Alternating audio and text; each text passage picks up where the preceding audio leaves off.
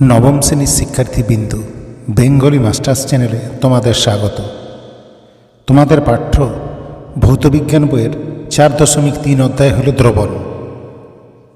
এই অধ্যায়টি থেকে তোমাদের পরীক্ষায় মূলত 6 ধরনের অঙ্ক এসে থাকে। এই 6 ধরনের অঙ্কের মধ্যে 2 ধরনের অঙ্ক অত্যন্ত গুরুত্বপূর্ণ। তোমাদের বোঝার সুবিধার জন্য আমি তোমাদের সামনে একে একে এই 6টি ধরনের উল্লেখ করব এবং এই 6টি ধরন থেকে ঠিক কী ধরনের প্রশ্ন পরীক্ষায় প্রায়শই এসে থাকে তা তুলে ধরব। তাই তোমরা যারা দ্রবণ অধ্যায় থেকে পরীক্ষায় পূর্ণ নম্বর পেতে চাইছ, তাদের উদ্দেশ্যে বলবো, আমি তোমাদের সামনে যে ধরনের অঙ্কগুলি তুলে ধরব সেই ধরনের অঙ্কগুলি তোমরা বাড়িতে অভ্যাস করো। অভ্যাস করলে অতি অবশ্যই উপকৃত হবে। প্রথম যে ধরনের অঙ্ক আসে তা হলো দ্রাব্যতা নির্ণয়। চলো নমুনা প্রশ্নটা দেখে নিই। 20 ডিগ্রি সেন্টিগ্রেড উষ্ণতায় 8 গ্রাম পটাশিয়াম ক্লোরাইড সম্পৃক্ত দ্রবণে 5 গ্রাম পটাশিয়াম ক্লোরাইড দ্রবীভূত আছে। ওই উষ্ণতায় পটাশিয়াম ক্লোরাইডের দ্রাব্যতা নির্ণয় করো। দ্বিতীয় ধরন হল নির্দিষ্ট পরিমাণ জলে দ্রবীভূত দ্রব্যের ভর নির্ণয়। 20 ডিগ্রি সেন্টিগ্রেড উষ্ণতায় 100 গ্রাম জলে সর্বাধিক 36 গ্রাম পটাশিয়াম নাইট্রেট দ্রবীভূত হয়ে সম্পৃক্ত দ্রবণ তৈরি করে। 250 গ্রাম জলে ওই উষ্ণতায় সম্পৃক্ত দ্রবণ তৈরি করতে কত গ্রাম পটাশিয়াম নাইট্রেট লাগবে? তৃতীয় ধরন হল নির্দিষ্ট পরিমাণ সম্পৃক্ত দ্রবণ প্রস্তুত। চলো নমুনা প্রশ্নটি দেখে নিই। 50 ডিগ্রি সেন্টিগ্রেড উষ্ণতায় কোনো লবণের দ্রাব্যতা 60।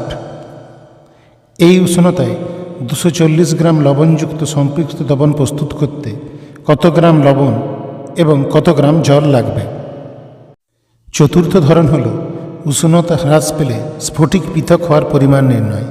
প্রথম অঙ্ক, 40 ডিগ্রি সেন্টিগ্রেড উষ্ণতায় 100 গ্রাম জলে 50 গ্রাম পটাশিয়াম নাইট্রেট দ্রবীভূত করে সম্পৃক্ত দ্রবণ তৈরি করা হলো। দ্রবণটিকে 20 ডিগ্রি সেন্টিগ্রেড উষ্ণতায় ঠান্ডা করলে 20 ডিগ্রি সেন্টিগ্রেড উষ্ণতায় পটাশিয়াম নাইট্রেটের দ্রাব্যতা 32 হলে কত গ্রাম পটাশিয়াম নাইট্রেট স্ফটিক হিসাবে পৃথক হবে?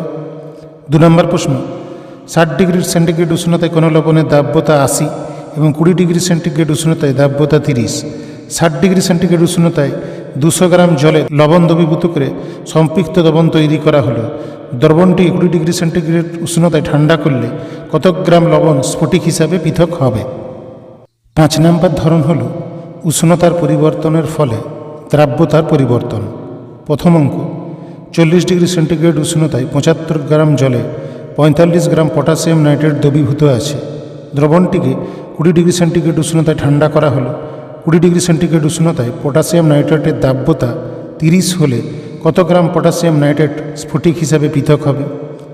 দ্বিতীয় অঙ্ক, 50 ডিগ্রি সেন্টিগ্রেড উষ্ণতায় কোনো লবণের দ্রাব্যতা 70। 50 ডিগ্রি সেন্টিগ্রেড উষ্ণতায় 30 গ্রাম সম্পৃক্ত দ্রবণকে 20 ডিগ্রি সেন্টিগ্রেড উষ্ণতায় ঠান্ডা করা হলো।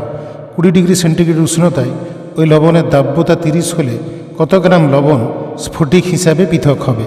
এই অধ্যায়টি থেকে শেষ ধরনের অঙ্ক হল দ্রবণের ভর শতাংশ নির্ণয়। চলো নমুনা প্রশ্নটি দেখে নিই। 40 ডিগ্রি সেন্টিগ্রেড উষ্ণতায় 100 গ্রাম জলে 60 গ্রাম লবণ দ্রবীভূত করে সম্পৃক্ত দ্রবণ তৈরি করা হলো।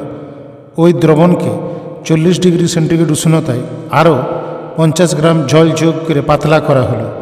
নতুন দ্রবণে লবণের ভর শতাংশ নির্ণয় করো। শিক্ষার্থীবৃন্দ, তোমরা যদি ভিডিওটি দেখে উপকৃত হয়ে থাকো তাহলে ভিডিওটিকে অতি অবশ্যই লাইক করো এবং বন্ধুদের সাথে শেয়ার করে নাও, যাতে তারাও তোমার মতন সমানভাবে উপকৃত হতে পারে। ভালো থেকো এবং মন দিয়ে দ্বিতীয় সাময়িক পরীক্ষার জন্য প্রস্তুতি নাও।